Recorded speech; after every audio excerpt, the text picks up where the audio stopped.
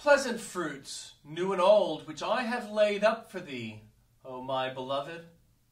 The spouse desires to give Jesus all that she produces. Our heart has all manner of pleasant fruits, both old and new, and they are laid up for our beloved. At this rich autumnal season of fruit, let us survey our stores. We have new fruits. We desire to feel new life, new joy, new gratitude. We wish to make new resolves and carry them out by new labors. Our heart blossoms with new prayers, and our soul is pledging herself to new efforts. But we have some old fruits too.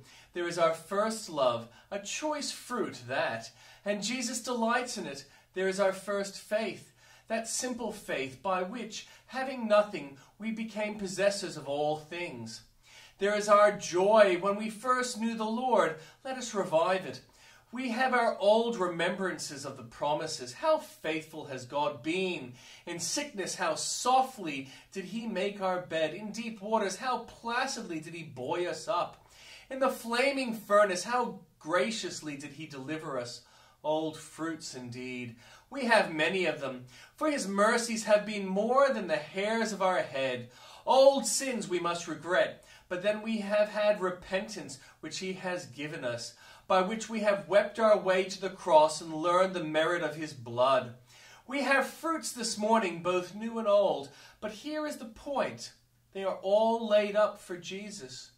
Truly those are the best and most acceptable services in which Jesus is the solitary aim of the soul and his glory, without any admixture whatever. The end of all of our efforts, let our many fruits be laid up only for our beloved. Let us display them when he is with us and not hold them up before the gaze of men. Jesus, we will turn the key in our garden door, and none shall enter to rob thee of one good fruit from the soil which thou hast watered with thy bloody sweat. Our all shall be thine, thine only, O Jesus, our beloved. He will give grace and glory. Bounteous is the Jehovah in his nature, to give is his delight. His gifts are beyond measure precious, and are as freely given as the light of the sun. He gives grace to his elect because he wills it, to his redeemed because of his covenant, to the called because of his promise, to believers because they seek it, to sinners because they need it. He gives grace abundantly, seasonably, constantly, readily, sovereignly, doubly enhancing the value of the boon by the manner of its bestowal. Grace in all its forms he freely renders to his people, comforting, preserving, sanctifying, directing, instructing, assisting grace.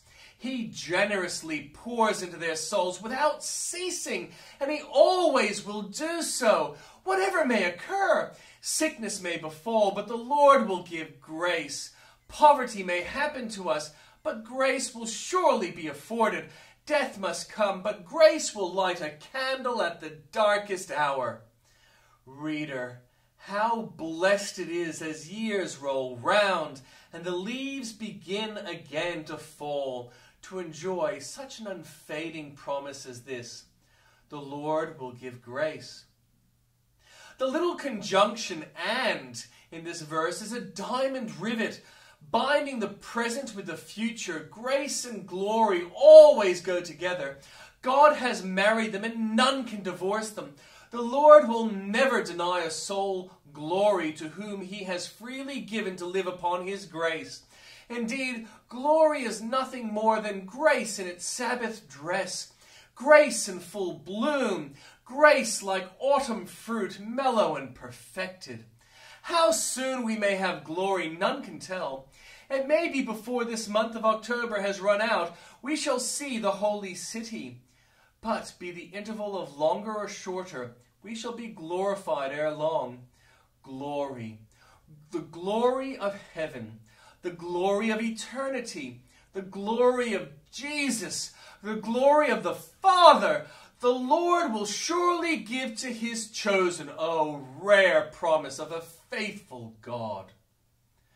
2 golden links of one celestial chain, Who owneth grace shall surely glory gain.